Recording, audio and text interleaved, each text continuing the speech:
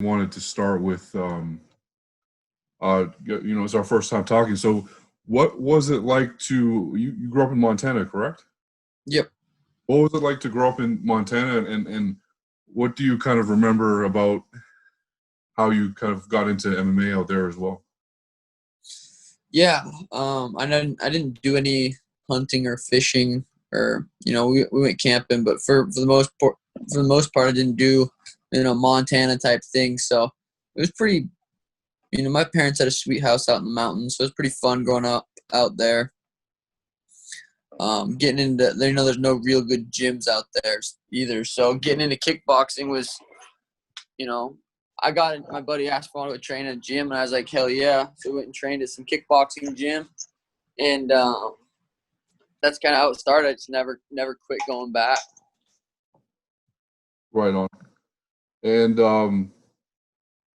you're obviously coming off a big knockout here on the UFC 250 card. How does it feel 10 or so days later here? Yeah, it feels good. I've been I was able to get right back to training, no injuries.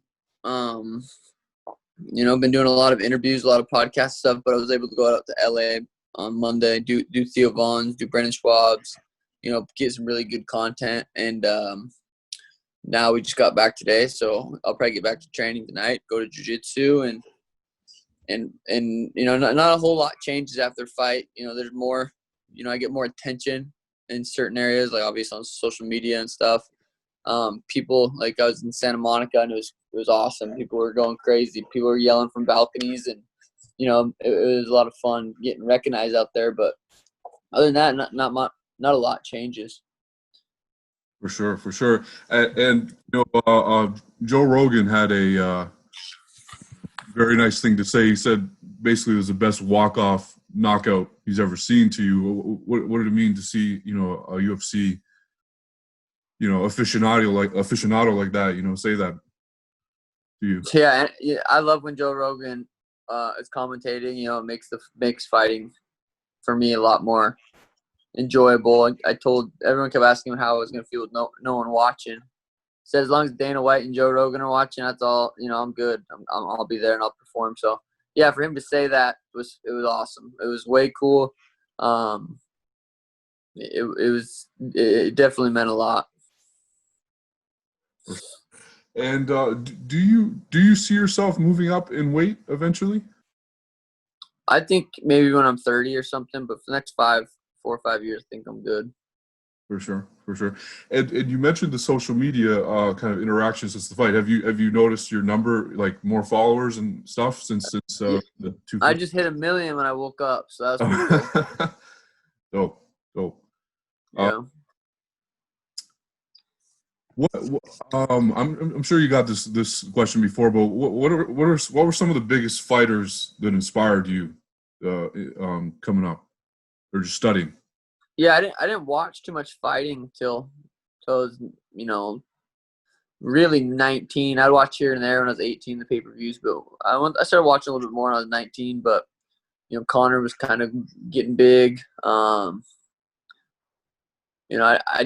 just really didn't watch too much. Now it's just like I'll take things away from anyone that's got good high level skills. I'll take a little bit out from everyone. I feel like I can pretty much implement.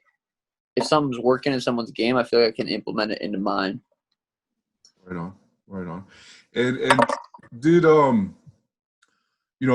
MMA has kind of taken over the combat sports landscape, but do you what is your opinion on boxing? Do you have favorite boxers as well? Did you study boxing at all? No, as a fan of the sport itself, I think boxing is one of the coolest. It's probably close. It's under jiu-jitsu for sure. I think jiu-jitsu is the coolest sport. But boxing is fun. I really enjoy boxing. Just getting hit in the head and dealing with those concussions and stuff like that. I could never be do pro boxing full time. It's just, I think I could have the skills to do it, with the right camp. I think I could be a very successful high level boxer. But just the sparring that goes into it and the head trauma, it makes it hard to compete as much as I would like. Right on. And in terms of do you feel that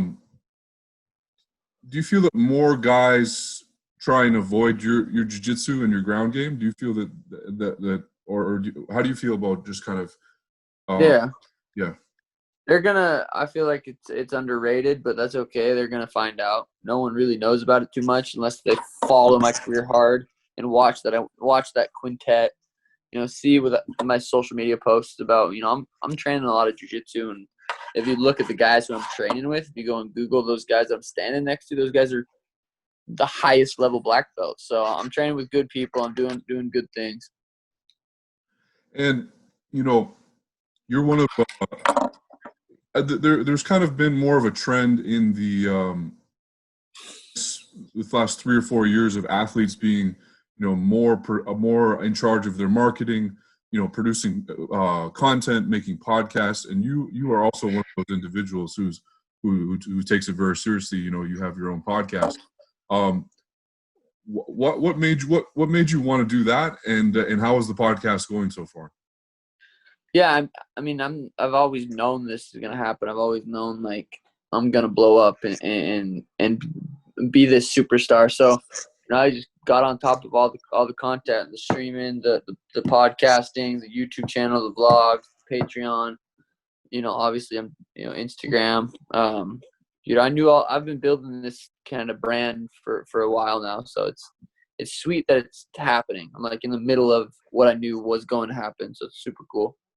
What does that feel like to see your vision come to reality? I'm just living it. It doesn't really feel, I don't know, every day is just a good day. I feel like just being grateful for what I have. Before I had, I don't have too much stuff that I don't need. I don't have a car payment. I got my old 2006 Nissan Altima. I got my, I do have a Polaris slingshot, but those aren't that expensive. I don't buy too much shit that I don't need. I have a lot of stuff that I use, like a hot tub, a sauna, cold plunge. But all the stuff that I get is stuff that I'm going to really use and it's going to enhance my life. So, but every day is pretty much a good day. And how, just going back as well to kind of, your original martial arts trajectory, how did you develop your style?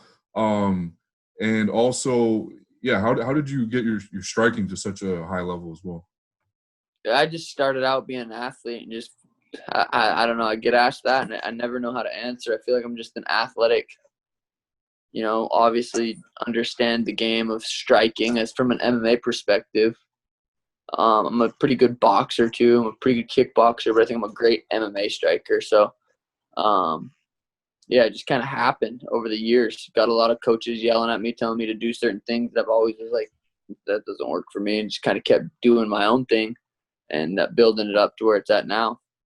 And then having someone like Tim who understands my striking and can just add little tips and tricks and really fine-tune things and help me. So it's just a good combination. And I was going through your Instagram, and I think it was a year or two ago, Joe Rogan had a segment as well, and he said basically predicted that you would be, one of the next UFC stars. I think you were like your post was a while ago. You were about it. What is it like to do you feel like you've entered a star point? Like, are you a star now? In my head, I've been a star. I got a star tattooed on my face a couple years ago. I've been a star for years. It's just like more people are realizing it. So, all it takes is one time to kind of see me fight, and people are gonna be like, "Damn, I want to watch him fight again." It's my style. It's whatever it is.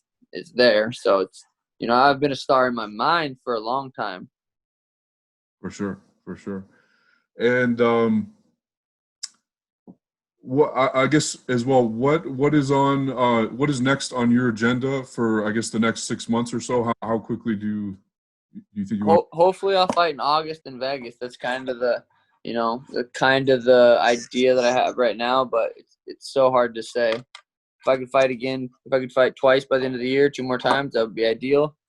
But but with everything going on, it's hard to say.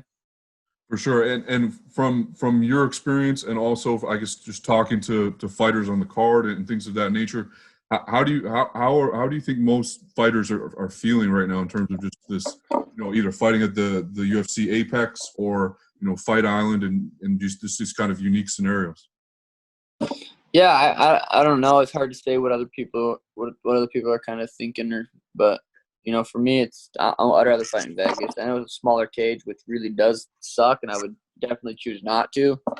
But I'd rather drive 4 hours than fly 19 or whatever it would be. So for me, in Vegas is an easy option.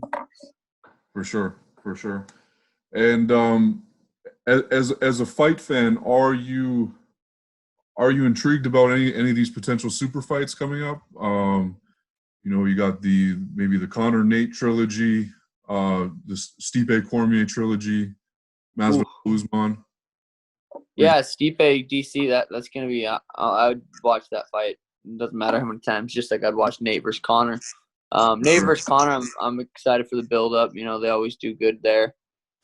Not having the press conference audience and stuff I enjoy all that. So that would kind of suck not having that. But yeah, there's some sweet fights coming up. Hopefully Masvidal versus anyone I'll watch. Sure. Kamaru versus Burns is a sweet fight. Hard to fucking sweet fight. So yeah, there's some sweet fights I'm excited for. And I know Nick Diaz is an interesting case. He hasn't been in the game for 4 or 5 years here, and he did call out Masvidal if Nate couldn't see that. Would you ever want to see Nick back in the? Not really. I feel like he's not in a good mindset and a good healthy. He's not ready. He shouldn't fight because if it does, probably for money, and it's not good to fight for money. Just money. For sure. I appreciate the time. Is there anything else you want to plug? The podcast or? Yeah, the Timbo Sugar Show. We've been doing. It's on YouTube and all that shit. And then my YouTube channel is just Sean O'Malley. Lots of stuff to plug. Twitter, Insta, Sugar Sean MMA. My Twitch is Sugar Show _OG. Then our Patreon channel is also the Timbo Sugar Show. And we just went to LA and got a sweet vlog that should be out soon. So got some sweet shit coming.